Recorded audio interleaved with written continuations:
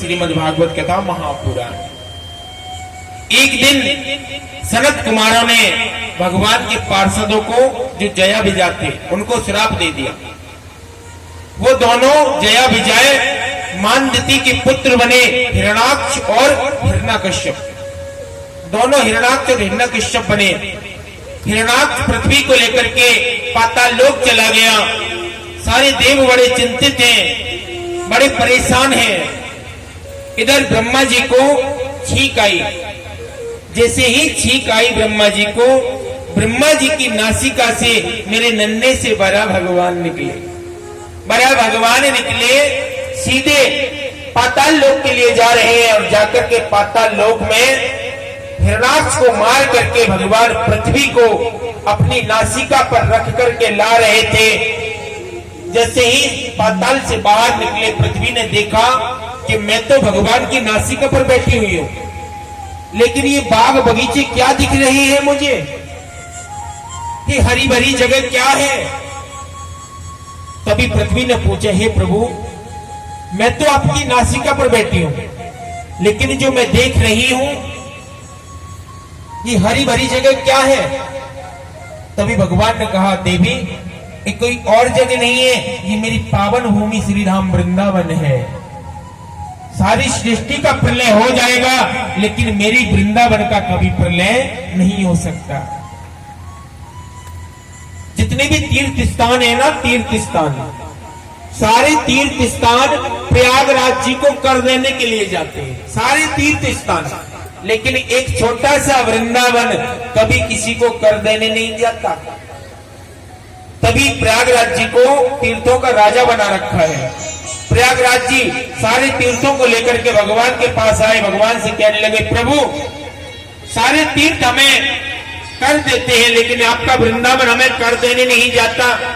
भगवान ने कहा, प्रयागराज जी, आपको हमने तीर्थों का राजा बनाया है, ठीक है, तीर्थों का राजा बनाया है, हमारे घर का राजा नहीं बनाया। हमारे घर का राजा नहीं बनाया। ये वृंदावन मेरा घर है और आप मेरे घर का कर मांग रहे हो। सारी दुनिया का प्रलय हो जाएगा, लेकिन कभी वृंदावन का प्रलय नहीं होगा। आपने देखा 2020 में कितनी महामारी आई थी। कोरोना नाम की जो महामारी आई थी ना, पूरे वर्ल्ड में घूम करके आ गई, लेकिन एक छोटे से वृंदावन में वो बीमारी नहीं पहुंची। उसकी हिम्मत नहीं है कि वो वृंदावन में ठाकुर जी की नगरी में चले जाए। मेरी माँ, सारी सृष्टि का प्रलय हो जाएगा, लेकिन वृंदावन का प्रलय कभी नहीं होता और ना होगा। आज बड़ा भगवान ने क्या किया? पृथ्वी को ला करके और धरा पे स्थापना करी। इधर ब्रह्मा जी के दाएं अंग से पुरुष और बाएं अंग से स्त्री का जन्म हुआ। पुरुष का नाम पड़ा मनु और स्त्री का नाम पड़ा शतरूपा। मनु जी महाराज के 5 संतान हुई, 3 बेटी और 2 बेटे। पहली बेटी का नाम है आकृति, दूसरी बेटी का नाम है देवहूति और तीसरी बेटी का नाम है प्रसूति। आकृति का विवाह रुचि प्रजापति से हुआ और माता देवहूति का विवाह श्री करदम जी से हुआ। करदम जी ब्रह्मा जी के छाया पुत्र हैं। करदम जी ने क्या किया? घर परिवार को छोड़ करके जंगल में चले गए और जंगल में जाकर के भगवान की तपस्या करने लगे। तपस्या करते करते उनके मन में क्या ख्याल आया कि देखो, हम भी कैसी जिंदगी बिता रहे हैं। दुनिया तो शादी करती है, बच्चे पैदा करती है, अच्छे अच्छे महल हैं, और हम बाबा जी को देखो जंगल में भगवान का भजन कर रहे हैं। शायद हमारा भी विवाह हो जाता, हमारा भी विवाह हो जाता।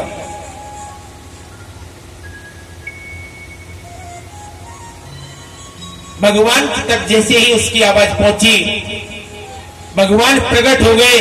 प्रकट होकर के भगवान ने कहा, क्या चाहिए आपको, बताइए क्या चाहिए?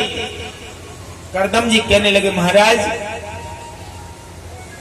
हमको कुछ नहीं चाहिए। भगवान ने कहा, देखो, दुनिया तो मोक्ष के लिए तपस्या करती है, क्या हमें मोक्ष मिल जाए?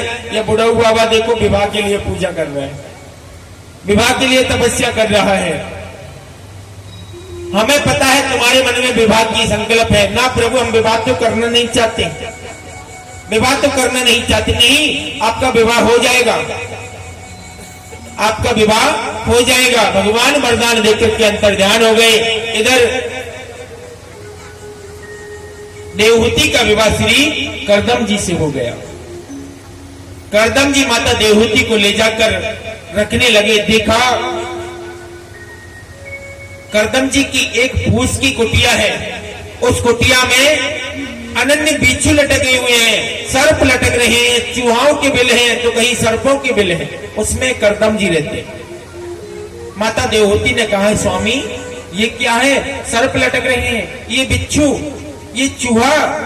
करदम जी ने कहा, देवी ये इसलिए लटक रहे हैं कि ये इस कुटिया को अपना घर समझते हैं, इसलिए लटक रहे हैं। कोई बात नहीं स्वामी। माता देवहूति कहने लगी, कोई बात नहीं। करदम जी कहने लगे, देवी मैं समाधि पर बैठता हूं, आप अपना ध्यान रखना। बोले ठीक है स्वामी। करदम जी ने समाधि लगाई। समाधि लगाते लगाते जीवन के 40 वसंत निकल गए थे करदम जी के।